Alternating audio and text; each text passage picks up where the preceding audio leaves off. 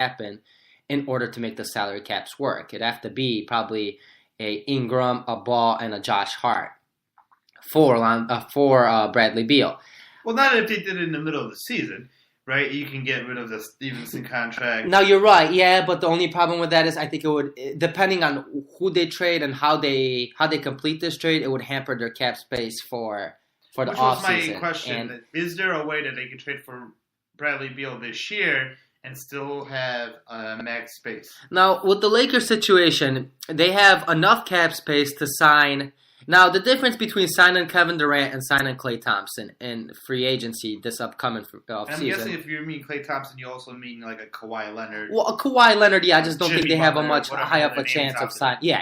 I don't think they have a much high of a chance of signing Butler and Kawhi Leonard. That's why I'm really more stuck on Klay Thompson and Kevin Durant. I don't think they have a much chance of signing. You're right, but I think if they do have a chance, it's those two. I don't know. I think Kawhi's chances are just as much as Klay Thompson's. Okay, and but here's the difference. Fine. So here's the difference between signing a Kevin Durant and the difference between him and signing a Klay Thompson, Kawhi Leonard. Kevin Durant is a 10-year vet after this season, so he will be able to sign for 35% of the salary cap, while Klay Thompson and Kawhi Leonard will be able to sign for 30% of the salary cap. Lakers have room to sign both.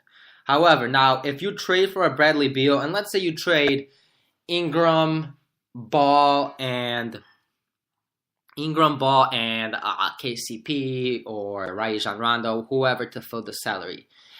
Now you're pretty much hampering yourself from signing a Kevin Durant in free agency. And I believe the same way you just mentioned. I think they don't have much of a chance of signing. They have just as much of a chance of signing Kawhi Leonard as they do Klay Thompson, and I don't think that chance is high at all.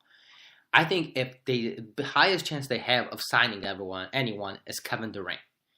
And you're hampering yourself from signing Kevin Durant by trading for Bradley Beal and only giving up Ingram and Ball, whose salaries even combined are lower than Bradley Beal's. They're about $5-6 million lower. There, you're restricting yourself from signing Kevin Durant, at least for the max. You'd probably still be able to sign a Klay Thompson or Kawhi Leonard, but the chances are very low.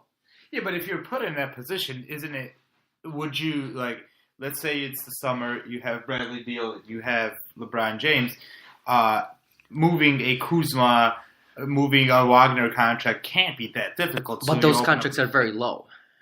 Those guys were selected late in the first round. Those contracts are very low, I believe. So if you have Bradley Beal contracts and LeBron James, those are your only two on the books.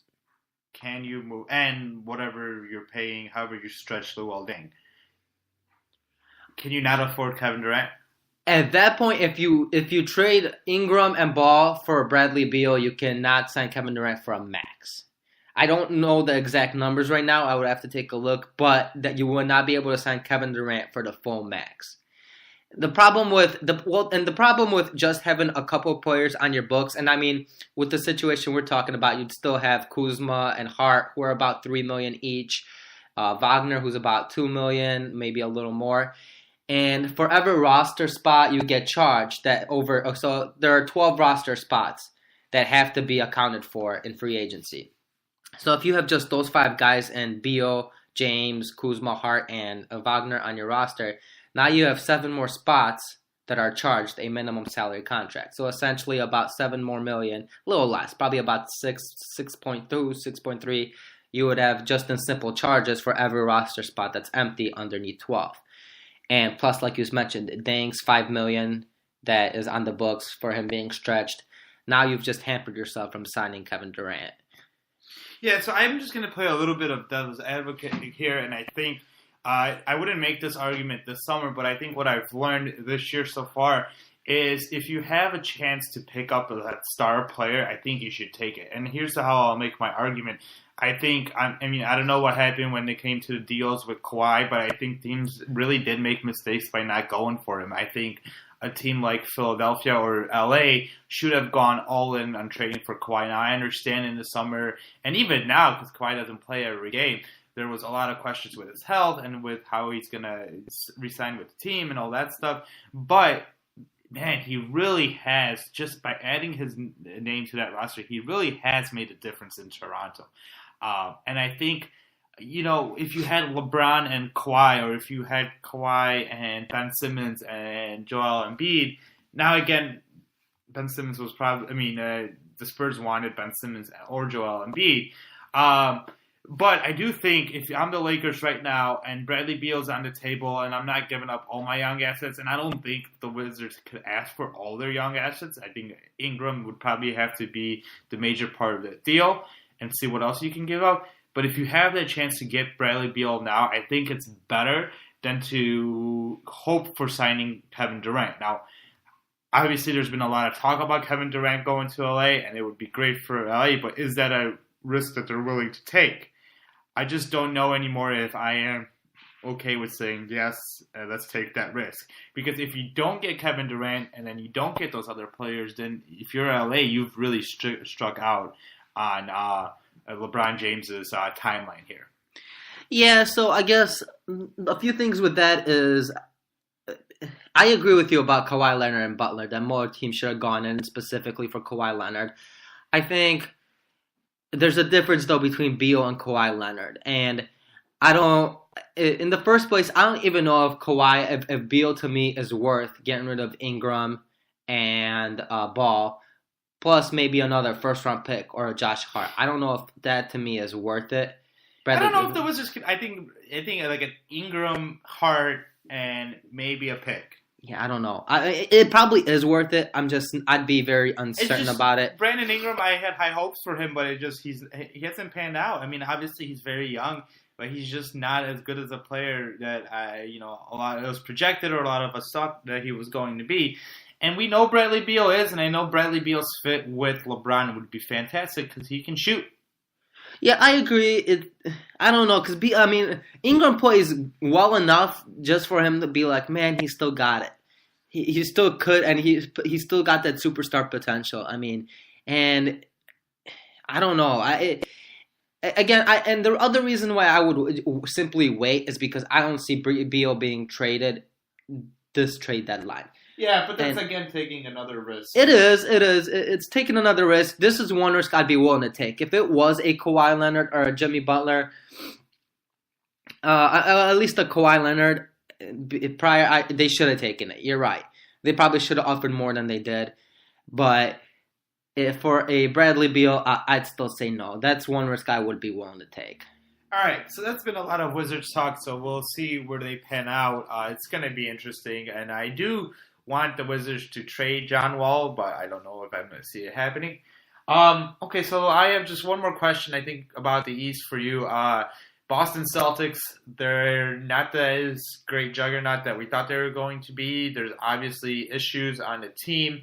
Do you think they're in trade mode? Do you think they can trade some of their players? I was just listening to, I think, the Sports Illustrated podcast, and they brought up an interesting point, how those assets that they have for Anthony Davis seem to be looking worse right now. Like Jaylen Brown isn't playing as well as he would. The Sacramento pick doesn't look like it's going to be as high as we would have thought at the start of the year. Are their assets losing value? Yes and no. Their top asset, obviously, especially with the AD, was Jason Tatum, and Jason Tatum still looks good to me. He's had a little bit of a sophomore slump, but in all honesty, it seems like every sophomore has had a little bit of a sophomore slump. So I wouldn't look too much into it, specifically if I were the Celtics or the Pelicans, if they are willing to make a trade. And the good thing for them is, yes, you're right. The Sacramento pick is losing some value. I still believe Sacramento will drop off. That pick will be somewhere between 6 and 10.